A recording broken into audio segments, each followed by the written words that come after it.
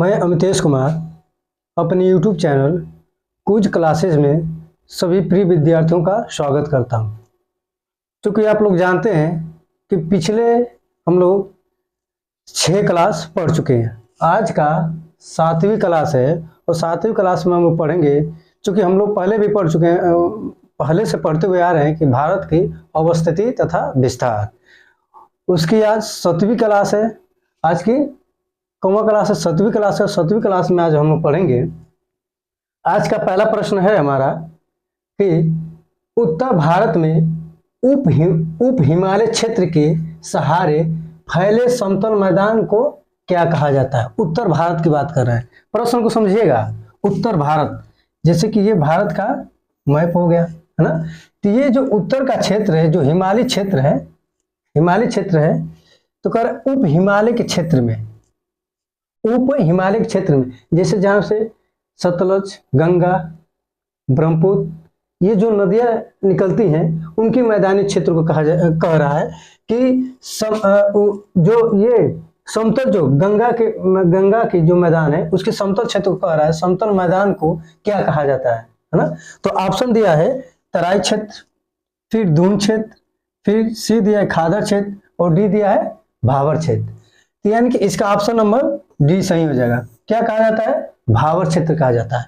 जो समतल मैदान है उन्हें क्या कहा जाता है? भावर क्षेत्र कहा जाता है। कहाँ पे? कहाँ के? उप हिमालय क्षेत्र के जो समतल मैदान है उनको क्या कहा जाता है? भावर क्षेत्र कहा जाता है ना। अब आइए अगले प्रश्न में चलते हैं। अगला प्रश्न है हमारा कि अगला प्रश्न है कोरी, प्रश्न पढ़िए। कोरी निवेशिका जिस पर स्थित है वह है। कोरी निवेशिका जिस पर स्थित है वो है। देखिए यहाँ पे देखिएगा आप लोग, कच्छ की खाड़ी कहाँ है? गुजरात में। खंबात की खाड़ी कहाँ है?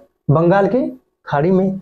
और कच्छ का लिटिल रन, देखिए जो कच्छ है, एक कच्छ की खाड़ी है, कच्छ का रन है, और कच्छ की खाड़ी, कच्छ रन और कच्छ का लिटिल रन, यानी कि छोटा रन। तो यानी कि ऑप्शन नंबर यहाँ पे हो जाएगा आपका कच्छ का लिटिल रन। यानी कि कोरी निवेशिका जिस स्थान पे स्थित है उसे कच्छ का लिटिल रन कहते हैं। यानी कि कच्छ के लिटिल रन पे कोरी निवेशिका क्या है? स्थित है। कोरी निवेशिका स्थित है। इसको अलग से बताएंगे कि ये क्या है ना। अब अगले प्रश्न में चलते हैं। अगला प्रश्न है हमारा, अगला प्रश्न है कि भारत में कितने, प्रश्न को पहले समझिए, प्रश्न कह क्या रहा है। भारत में कितने राज्यों संघ राज्य क्षेत्र की 2 से अधिक अंतर्राष्ट्रीय सीमाएं हैं? यानी कि भारत के ऐसे कितने राज्य हैं या केंद्र शासित प्रदेश है जिसकी अंतर्राष्ट्रीय सीमाएं 2 से अधिक हैं, जिनकी अंतर्राष्ट्रीय सीमाएं 2 से अधिक हैं। तो ऐसे कितने राज्य हैं? 4। ऐसे कितने राज्य हैं? 4। आइए हम लोग थोड़ा चारों को देख लेते हैं। चारों को देख लेते हैं कि चारों कौन कौन सा है। पहला तो एक तो सिक्किम है, दूसरा अरुणाचल प्रदेश है, तीसरा लद्दाख है और चौथा पश्चिम बंगाल है। पहला क्या है? पहला क्या कौन सा आ जाएगा? सिक्किम, है ना। सिक्किम, पहला पे सिक्किम। अब ये देखिए सिक्किम किन किन देशों के साथ अंतर्राष्ट्रीय सीमा साझा करता है? किन किन देशों के साथ अंतर्राष्ट्रीय सीमा साझा करता है? तो पहला पे कौन सा हो जाएगा? चीन हो जाएगा, है ना। उसके बाद भूटान, है ना। उसके बाद नेपाल। प्रश्न के अकॉर्डिंग समझिएगा। कह रहा है राज्यों संघ राज्य, राज्यों यहाँ पर ऑब्लिक है, संघ राज्य क्षेत्र की 2 से अधिक सीमाएं, यानी कि 2 से अधिक सीमा, यानी कि नेपाल, चीन हो गया, भूटान हो गया, नेपाल हो गया। यानी कि सिक्किम 3 देशों के साथ अपना अंतर्राष्ट्रीय सीमा साझा कर रहा है। सिक्किम 3 देशों के साथ अपना अंतर्राष्ट्रीय सीमा क्या कर रहा है? साझा कर रहा है। दूसरा पे मतलब अब दूसरे राज्य को देखते हैं। दूसरा राज्य कौन सा है? दूसरा राज्य है आपका दूसरा अरुणाचल प्रदेश। कौन सा है? अरुणाचल प्रदेश। देखिए इसके साथ कौन कौन से लगे हुए हैं? इसके साथ कौन कौन से देश लगे हैं? तो भूटान, म्यांमार और चीन। देखिए इसके साथ लगा है भूटान, फिर म्यांमार और चीन। अब देखिए जैसे कि मान लीजिए ये आपका अरुणाचल प्रदेश वाला है ना, ये कौन सा अरुणाचल प्रदेश।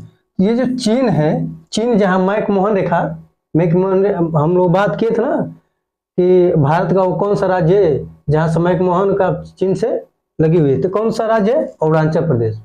तो चीन इधर से आकर अरुणाचल प्रदेश में लगता है, अरुणाचल प्रदेश को टच करता है, जहां से मैकमोहन रेखा का निर्धारण किया जाता है, जो कि एक काल्पनिक रेखा है। फिर इधर से आपका कौन सा है, इधर से आपका भूटान है, कौन सा है, भूटान है ना, इधर से भूटान है और इधर से चीन है और फिर इधर से क्या है, म्यांमार, कौन सा है, म्यांमार। आगे समझ में ना, यानी कि ये भी 3 देशों के साथ अंतरराष्ट्रीय सीमा साझा करता है। अब तीसरा देखते हैं। तीसरा है आपका लद्दाख, कौन सा है, लद्दाख। अब जम्मू कश्मीर तो इसको पढ़ नहीं सकते हैं, अब क्या है, लद्दाख है, क्योंकि जम्मू कश्मीर और लद्दाख 2 क्या हो गए, केंद्र शासित प्रदेश हो गए। कब बने, 31 अक्टूबर 2019 को केंद्र शासित प्रदेश बन चुके हैं। अब देखिए लद्दाख है, लद्दाख किसको किसको स्पर्श करता है, पाकिस्तान और फिर अफगानिस्तान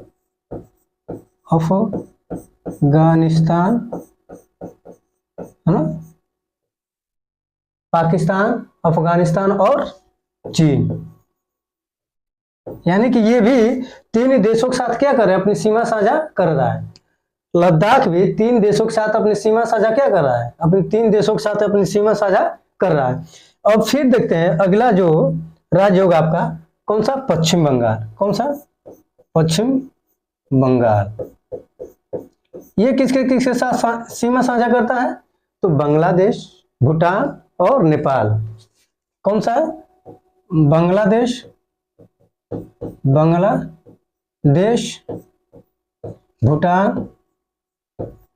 भूटान और नेपाल देख रहे हैं ना। सवाल को पहले प्रश्न को पकड़िए, प्रश्न कह क्या रहा है, प्रश्न कह रहा था भारत में कितने राज्य या केंद्र शासित प्रदेश हैं, यानी संघ राज्य क्षेत्र हैं जिनकी 2 से अधिक अंतरराष्ट्रीय सीमाएं। तो देखिए सब 2 से अधिक अंतरराष्ट्रीय सीमाएं हैं, इसमें भी 3 देश हैं, इसके भी 3 देश हैं, इसके साथ भी 3 देश लगे हुए हैं और इनके साथ भी 3 देश लगे हुए हैं। अब कुछ मान लीजिए यही प्रश्न बना दे कि मान लीजिए लद्दाख को लेकर प्रश्न बना दे कि निम्नलिखित में से लद्दाख का किन देश के साथ सीमा साझा नहीं करता है। तो मान लीजिए पाकिस्तान दे दिया, अफगानिस्तान दे दिया, चीन दे दिया और नेपाल दे दिया। प्रश्न तो ऐसे भी बना सकता है। प्रश्न का ट्रेंड अब क्या हो रहा है, चेंज हो रहा है, प्रश्न पूछने का तरीका अब चेंज हो रहा है। यहीं पर प्रश्न देखिए कैसे पूछा है, यानी कि भारत में कितने राज्य या केंद्र शासित प्रदेश हैं, राज्यों संघ राज्य क्षेत्र हैं कि 2 से अधिक अंतरराष्ट्रीय सीमा साझा करता है। तो कितने ऐसे राज्य हैं, 4। कितने ऐसे राज्य हैं, 4 है ना, अर्थात ऑप्शन नंबर डी सही हो जाएगा। अगले प्रश्न चलते हैं। अगला प्रश्न है हमारा, अगला प्रश्न पढ़िएगा। कह रहे पटकाई बूम पहाड़ियां भारत के किस भाग में स्थित है ना, पटकाई बूम पहाड़ियां भारत के किस भाग में स्थित है। तो कौन सा भाग हो जाएगा, भारत के पूर्वी भाग। कौन सा हो जाएगा, भारत के पूर्वी भाग। यानी कि जो पटकाई बूम पहाड़ियां हैं ये भारत के पूर्वी भाग में स्थित है। यानी कि जो 7 सिस्टर है उन्हीं के क्षेत्र में ये क्या है, ये स्थित है, भारत के पूर्वी भाग में स्थित है। वह अगले प्रश्न चलते हैं। अगला प्रश्न है हमारा पश्चिमी घाट है ना, पश्चिमी घाट है। तो देखिए ये जो घाट है, जो घाट की बात कर रहा है, ये प्रायद्वीपीय जो भारत है ये क्या है, ये पूर्वी घाट है। ये हो गया पूर्वी घाट और ये हो गया पश्चिमी घाट है ना, ये हो गया पश्चिमी घाट। तो कह रहा है पश्चिमी घाट है, तो कह रहा है पश्चिमी घाट पर्वत है, फिर कह रहा है पश्चिमी घाट पठार है, फिर कह रहा है सी पठारों का ढलान है, क्योंकि सी यहाँ पे होगा। सी क्या है? पठारों का ढलान है। और तीसरा डी कह रहा है कि पहाड़ियां है ना। डी क्या कह रहा है? पहाड़ियां है। लेकिन जो पश्चिमी घाट है ये क्या है? ये सरकरा है। क्या है? सरकरा है। अर्थात हम कह सकते हैं ये क्या है? पठारों का ढलान है। अर्थात ऑप्शन नंबर सी सही हो जाए। पठारों का क्या है? ढलान है। यानी पश्चिमी घाट जो है वो क्या है? पठारों का ढलान है। पश्चिमी घाट क्या है? पठारों का ढलान है। यानी अर्थात ऑप्शन नंबर सी सही हो जाएगा। अब अगले प्रश्न में चलते हैं। अगला प्रश्न है हमारा, अगला प्रश्न है, विश्व में सबसे बड़ा नदी द्वीप माजुली स्थित है। विश्व में सबसे बड़ा नदी द्वीप माजुली स्थित है ना। तो माजुली द्वीप किस राज्य में स्थित है? तो असम में स्थित है। तो विश्व का सबसे बड़ा क्या है? नदी द्वीप है। विश्व का सबसे बड़ा नदी द्वीप है। ये मतलब जो ब्रह्मपुत्र अरुणाचल प्रदेश के नामचा बरवा से यू टर्न लेके असम में जो प्रवेश करती है, तो वहीं पर क्या है? असम में जब प्रवेश करती है, जब असम में एंट्री लेती है, तो वहीं से क्या है? यहाँ पे माजुली द्वीप है ना। तो कह रहा विश्व में सबसे बड़ा नदी द्वीप माजुली द्वीप स्थित है। कहाँ पे स्थित है? असम में। कहाँ पे स्थित है? असम में। थोड़ा सा ये ऑप्शन आप लोग सही कीजिएगा। यहाँ पे सी है और यहाँ पे डी है, नागालैंड डी है ना। अर्थात ऑप्शन नंबर ए सही हो जाएगा, असम सही हो जाएगा। अब अगले प्रश्न में चलते हैं। अगला प्रश्न है हमारा, अगला प्रश्न है शिव समुद्रम किस नदी द्वारा बनाया गया द्वीप है? ये तो प्रश्न बार बार पूछे जाते हैं, या हमको लग रहा है सभी लोग जानते भी हैं। शिव समुद्रम किस पे बनाया गया है? कावेरी नदी पे। शिव समुद्रम किस नदी द्वारा बनाया गया है? एक द्वीप है। क्या कह रहा है? एक द्वीप है। किस पे? कावेरी पे ना, कावेरी नदी पे। एक क्लास लेंगे नदी का, सबसे बेहतरीन क्लास होगी उस दिन का, नदी का क्लास लिया जाएगा। भारतीय मानक समय का यमोत्तर नहीं गुजरती है ना। तो इस प्रश्न को समझिएगा। यमोत्तर जैसे हम बताए थे ना कि ये क्या है? ये भारत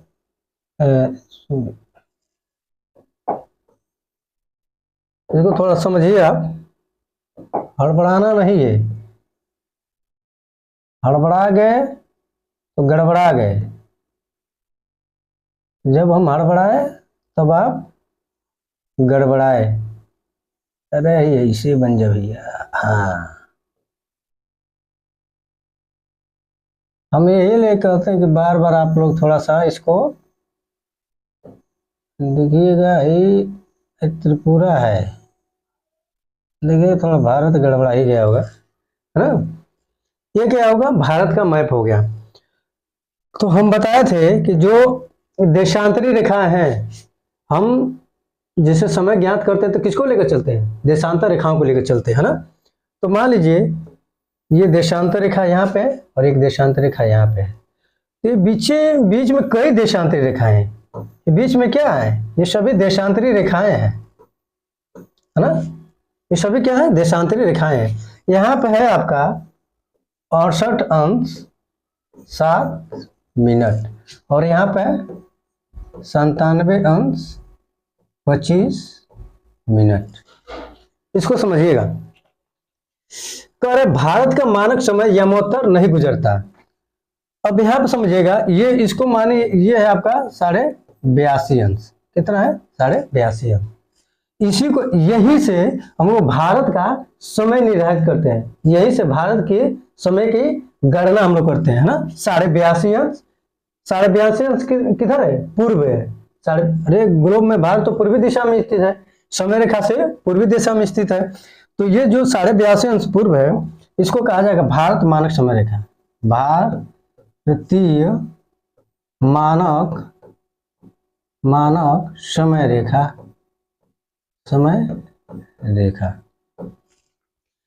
यहां पर आप लोग देखिए, जो भारत मानक समय रेखा है, ये भारत के 5 राज्यों से होकर गुजरती है। भारत के 5 राज्यों से होकर गुजरती है। चूंकि ये क्या है? एक काल्पनिक रेखा है। ये रेखा खींची गई नहीं है, ये क्या है, काल्पनिक रेखा है। तो भारत के कितने राज्यों से होकर गुजरती है, 5 राज्यों से। कौन कौन सा है, उत्तर प्रदेश, मध्य प्रदेश, छत्तीसगढ़, उड़ीसा और आंध्र प्रदेश। कौन कौन सा है, ये आपका है उत्तर प्रदेश है ना, यहाँ पे लिखिएगा यूपी, फिर लिखिएगा एमपी, फिर लिखिएगा छत्तीसगढ़, है ना, यहाँ पे लिखिए छत्तीसगढ़, है ना, यूपी एमपी छत्तीसगढ़ और उड़ीसा और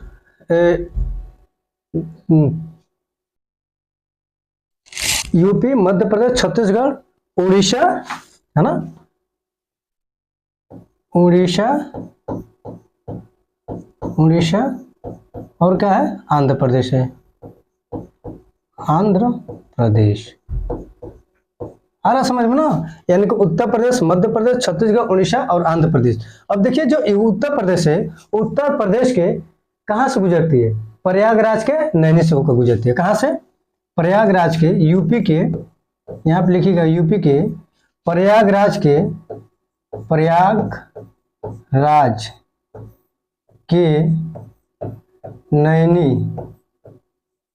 नैनी से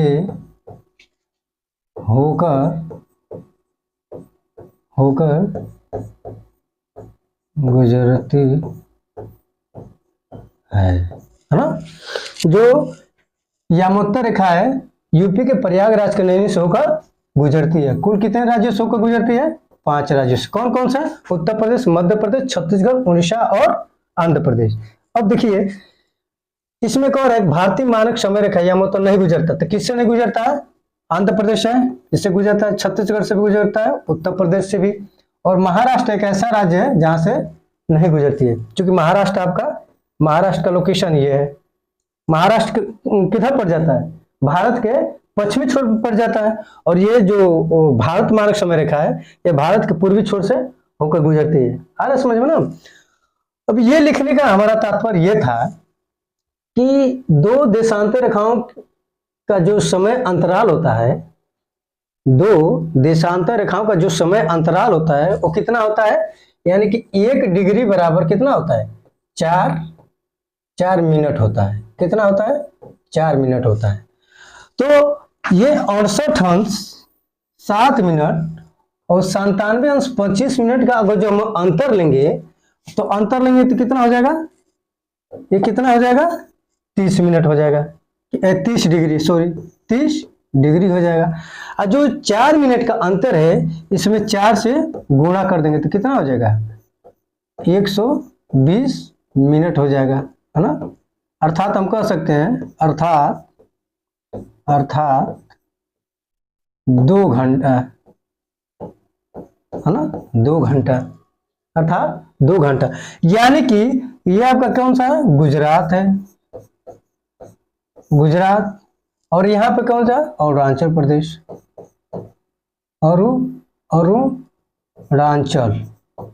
अरुणाचल प्रदेश। आ रहा समझ में ना। यानी कि हम गुजरात से अरुणाचल प्रदेश में जाएंगे, अरुणाचल प्रदेश की तरफ, तो समय क्या होगा, बढ़ेगा। इसलिए हम कह सकते हैं कि गुजरात के अपेक्षा अरुणाचल प्रदेश में 2 घंटा पहले क्या हो जाता है, दिन हो जाता है। गुजरात के अपेक्षा अरुणाचल प्रदेश में 2 घंटा पहले क्या हो जाता है, दिन हो जाता है। इसलिए सूर्य की किरणें सबसे पहले कहाँ दिखाई देती हैं, तो अरुणाचल प्रदेश में। सूर्य की किरणें सबसे पहले कहाँ दिखाई देते हैं, अरुणाचल प्रदेश में।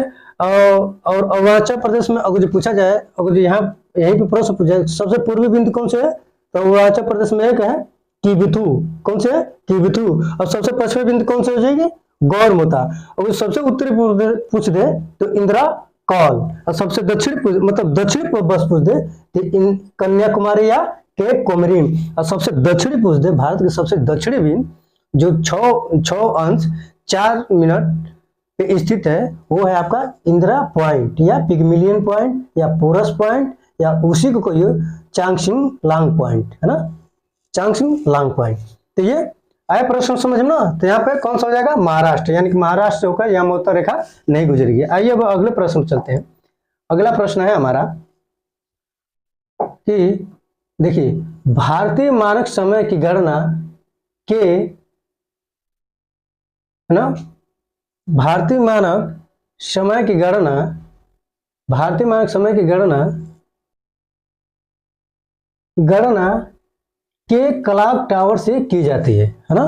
कह रहा है भारतीय मानक समय, यानी कि जो भारतीय मानक समय जो 82.5 अंश अभी आप लोग से बताएं, क्या बताया, ये जो 82.5 अंश वाला है, ये कह रहा है इसी की गणना के क्लॉक टावर से की जाती है।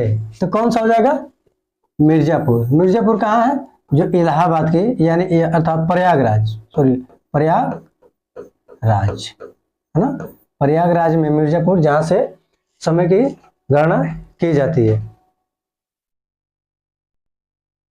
सॉरी, इसमें देखिएगा तो ये गलत हो गया है, सॉरी, ये मिर्जापुर, ये प्रयागराज नहीं।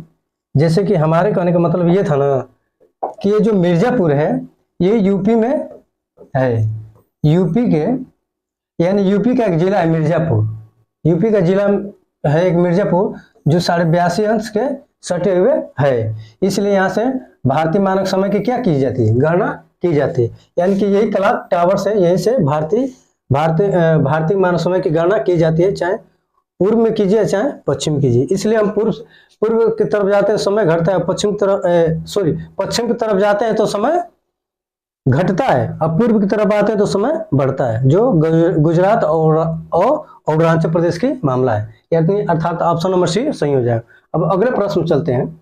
अगला प्रश्न है हमारा कि प्रायद्वीपीय पठार का सबसे दक्षिणी बिंदु निम्नलिखित में किस पहाड़ी से चिन्हित है। देखिए किस पहाड़ी से चिन्हित है, इस चिन्हित की बात कर रहा है। यहां पर हम लोग लेते हैं, ये आपका क्या है, ये प्रायद्वीपीय पठार है, प्रायद्वीपीय भारत है, सॉरी ये क्या है, प्रायद्वीपीय भारत है।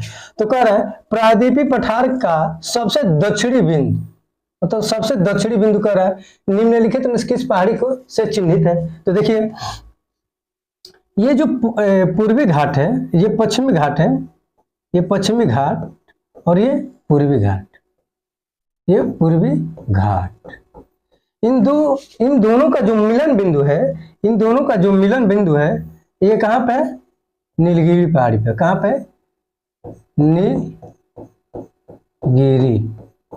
नीलगिरी पहाड़ी, कहां पे, नीलगिरी पहाड़ी पे। तो प्रश्न पकड़िए, प्रायद्वीपीय पठार का सबसे दक्षिणी बिंदु निम्नलिखित में किस पहाड़ी से चिन्हित करता है। तो किसको चिन्हित करता है, ऑप्शन नंबर सी, किसको चिन्हित करता है, नीलगिरी पहाड़ी को चिन्हित करता है। यहाँ पे डी रख दिया है। हमेशा ऑप्शन को उठा कर इधर से उधर पटक देना ये सरदार जी की सबसे बड़ी कमी है, यानी कि उनको मजा भी आता है ऑप्शन को इधर उधर ऑप्शन से छेड़छाड़ करना, मजा भी आता है।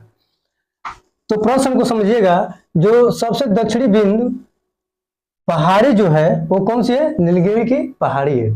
अब यहीं पे हम लोग थोड़ा सा एक और प्रश्न लेते हैं कि भारत की सबसे मतलब बड़ी चोटी, भारत की दक्षिण भारत की सबसे बड़ी चोटी कौन सी थी, अन्नाईमुडी, जो कहाँ थी, केरल में थी।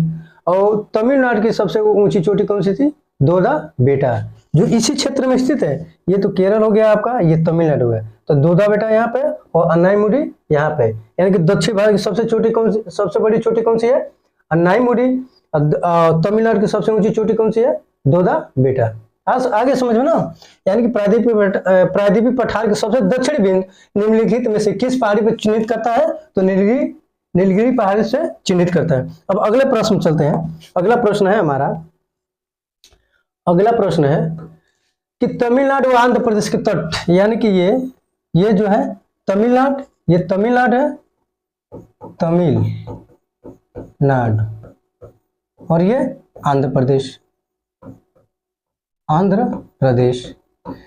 इनकी तट की बात कर रहा है। जो ये तट है इनकी तट की बात कर रहा है कि तमिलनाडु आंध्र प्रदेश का तट का नाम क्या है, तमिलनाडु आंध्र प्रदेश का तट का नाम क्या है, इनकी तट की बात कर रहे थे। इनकी ये देखिए, ये थोड़ा सा काराकोरम, तो भैया सरदार जी काराकोरम तो ऊपर चला जाएगा, तो काराकोरम यहाँ पर क्या रख दिए हैं, ये कोंकण लिख दिए हैं, ये कोंकण है, कोंकण हो जाएगा, है ना, ये क्या हो जाएगा, कोंकण हो जाएगा।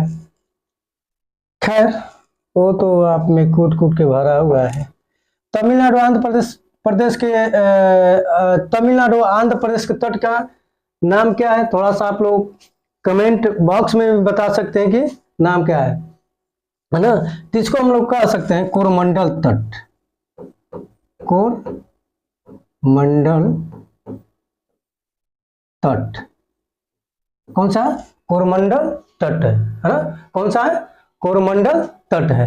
यानी कि जो तमिलनाडु और आंध्र प्रदेश के जो तट है कोरमंडल तट है, यानी कि ऑप्शन नंबर ए सही है। जो काराकोरम था वो थोड़ा सा मिस कर गया है, कोरमंडल तट है ना। अब अगले प्रश्न में चलते हैं। अगला प्रश्न है हमारा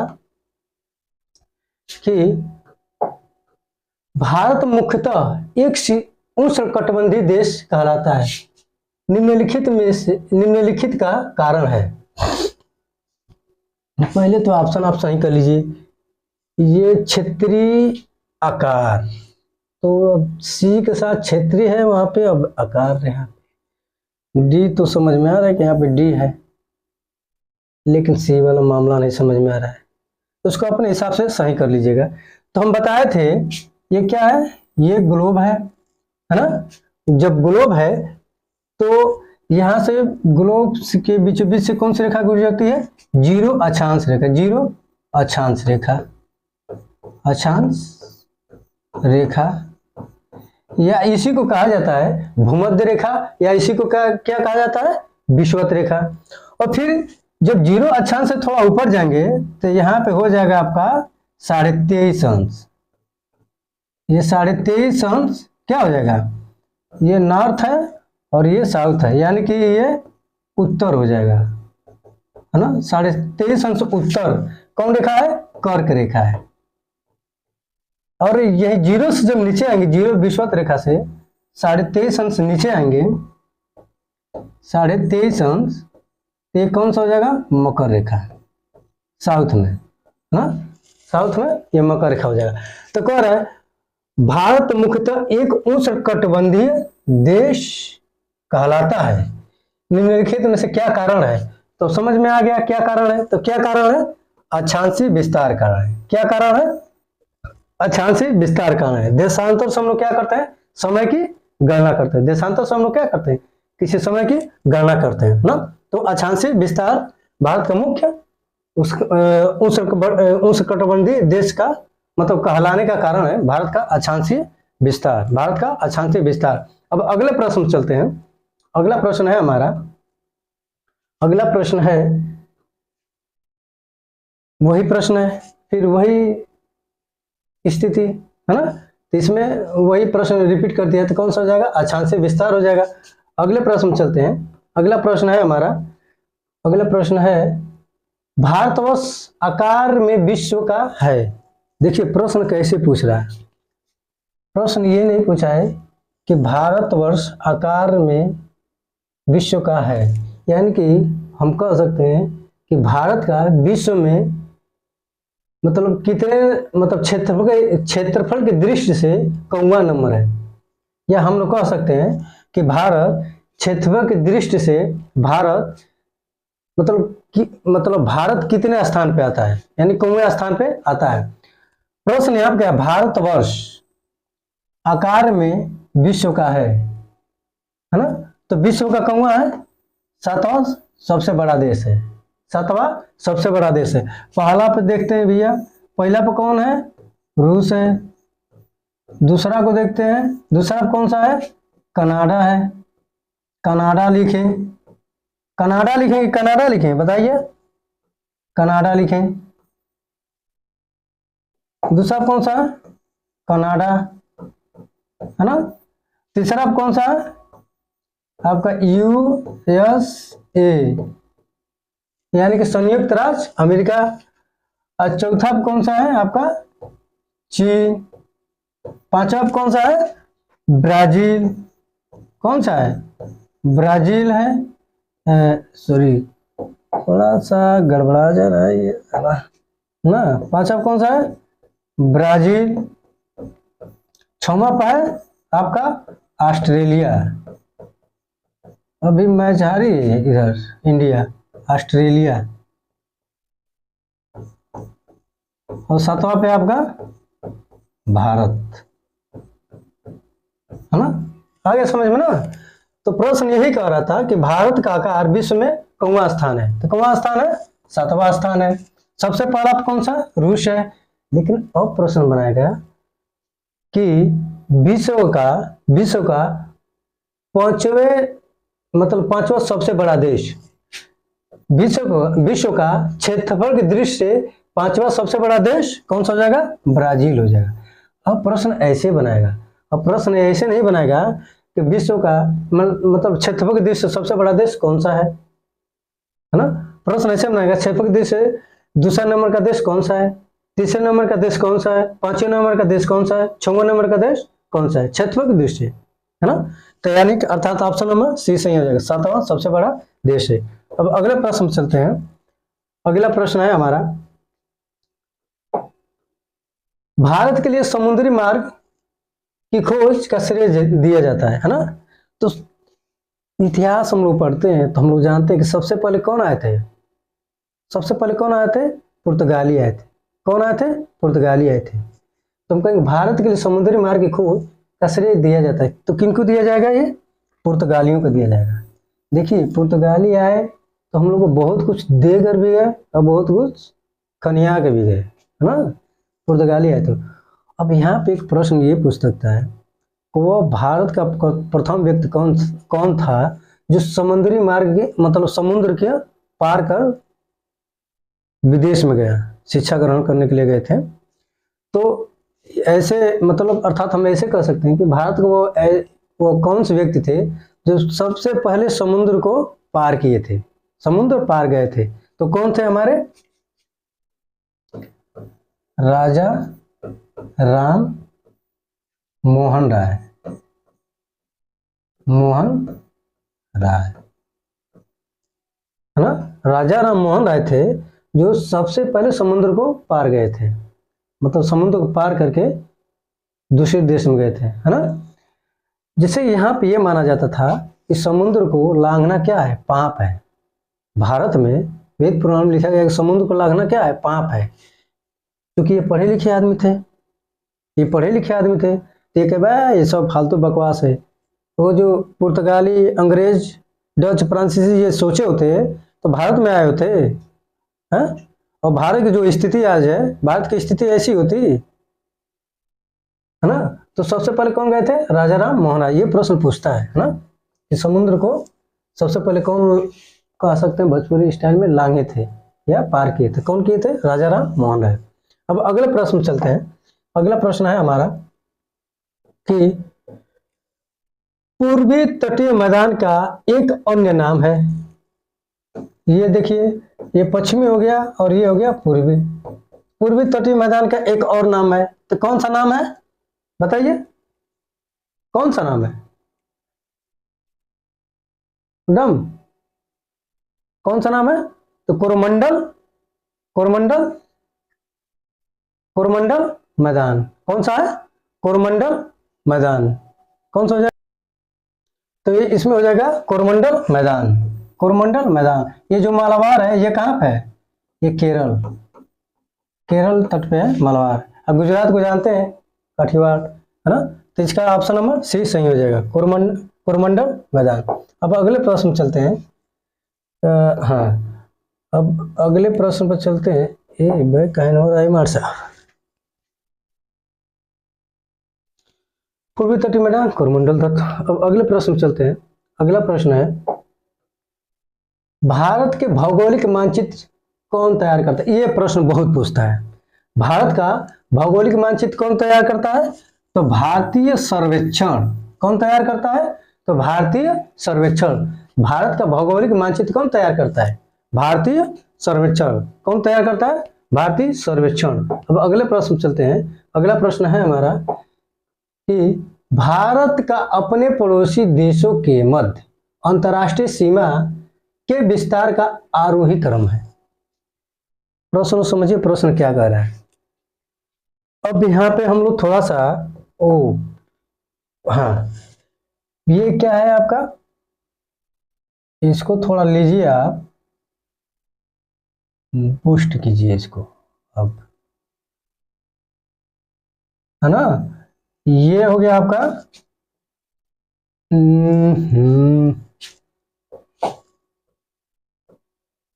ये आपका हो गया भारत।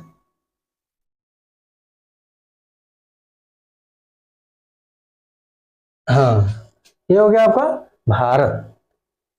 भारत है ना, दिख रहा है ना कि भारत है। अरे बहुत हैं लोग कह देंगे कि नहीं भारत नहीं है, इसका विभाजन आप कर दिए, भारत ऐसे कैसे हो सकता है? तो भैया ये हो गया आपका पाकिस्तान। कौन सा, इसको बस पाक लिख देते हैं, इसका पाक साफ है, ये पाक साफ है। और ये हो गया अफगानिस्तान, इसको आप लिख देते हैं, इसको आप ही कर देते हैं, है ना।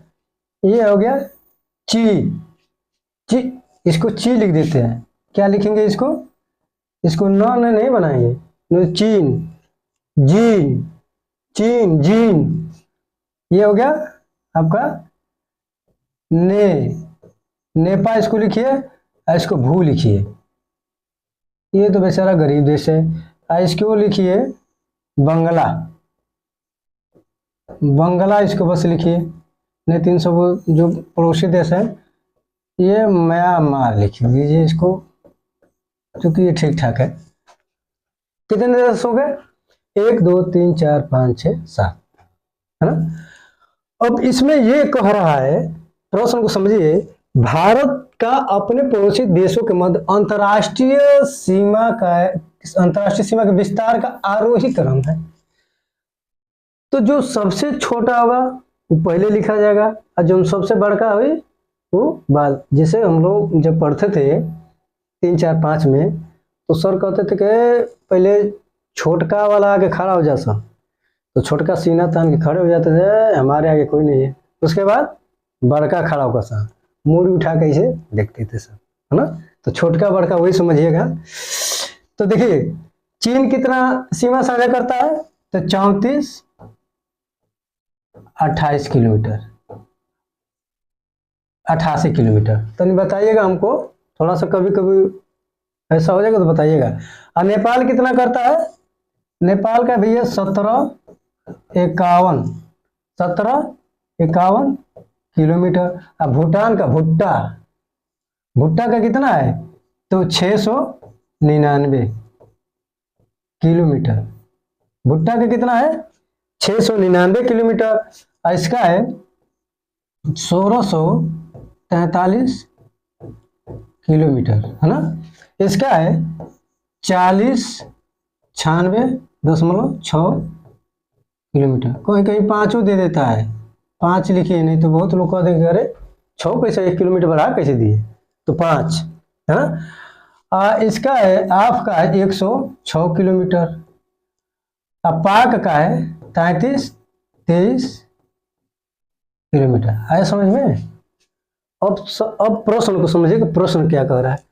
प्रश्न कह रहा है चीन, बांग्लादेश, भैया ये बीचों में देखिएगा, ये सब का है, कामा है ना, ये कामा है ना। तो चीन का कितना है, तो 34-88 किलोमीटर। अब बांग्लादेश आ गया, तो सबसे ज्यादा तो बांग्लादेश का है, तो बांग्लादेश से लास्ट में जाना चाहिए ना। नेपाल का 17-51 किलोमीटर, तो यानी कि हयो ऑप्शन क्या हो जाएगा, हयो ऑप्शन कट जाएगा। फिर कहा नेपाल, पाकिस्तान, चीन और बांग्लादेश। अच्छा, नेपाल का कितना है, 1751 किलोमीटर। ए भैया 1751 है, 17 देखिए डबल 1751 किलोमीटर। यानी कि इसका कितना है, 1751 है हो गया। पाकिस्तान का 33-23 हो गया, ये हो गया 34-88 हो गया, और है हो गया आपका 40-96.5। यानी कहीं तो आ गया सीक्वेंस में, है, तो आरोही क्रम में आ गया। सबसे कम वाला नेपाल, ओसे तनी मनी ज्यादा वाला पाकिस्तान, ओसे तनी ज्यादा वाला चीन, और ओसे सबसे ज्यादा वाला बांग्लादेश। आ गया ना, यानी कि अर्थात ऑप्शन नंबर बी सही होगा, नेपाल, पाकिस्तान, चीन और बांग्लादेश। यू का अगवा जोड़ेंगे, अब एकरी अगवा जोड़ेंगे तो म्यांमार आ जाएगा, एकरी अगवा जोड़ेंगे तो अफगानिस्तान आ जाएगा। अरे अफगानिस्तान, हाँ म्यांमार, अब नेपाल को ले लीजिए, सीक्वेंस में हो गया। चलिए, यानी आप ऑप्शन नंबर बी सही हो जाएगा। अब अगले प्रश्न चलते हैं। अगला प्रश्न है हमारा 8 डिग्री चैनल। ये तो पढ़ाते पढ़ाते सभी टीचर थक गए कि 8 degree channel, 9 degree channel, 10 degree channel, 10 degree channel, क्या है डिग्री चैनल। तो ये 8 जो डिग्री चैनल है, ये लक्षद्वीप को मालदीव से अलग करता है। 8 डिग्री चैनल लक्षद्वीप को मालदीव से अलग करता है। अब अगले प्रश्न चलते हैं। अगला प्रश्न है हमारा, अगला प्रश्न है निम्नलिखित में कौन सा राज्य नेपाल के साथ अपनी सीमा साझा नहीं करता है। निम्नलिखित में कौन सा राज्य नेपाल के साथ अपनी सीमा साझा नहीं करता है। तो देखिए भैया, भाई नेपाल है, नेपाल को यूपीओ टच करता है ना, बिहार टच करता है, कौन सी, बिहार भी है ना, और फिर आपका पश्चिम बंगाल भी टच करता है, पश्चिम बंगाल। लेकिन जो असम है, असम टच नहीं करता है ना। नेपाल यूपी बिहार पश्चिम बंगाल को टच किया, लेकिन असम को टच नहीं करता है, यानी अर्थात ऑप्शन नंबर सी मतलब डी सही हो जाएगा। अब अगले प्रश्न चलते हैं। अगला प्रश्न है हमारा, अगला प्रश्न नहीं है, बस यही प्रश्न में है ना। तो आज की क्लास यही समाप्त की जाती है। थैंक यू सो मच, धन्यवाद। थोड़ा सा चैनल को लाइक और सब्सक्राइब कीजिए, बाकी आप पे छोड़ दिए।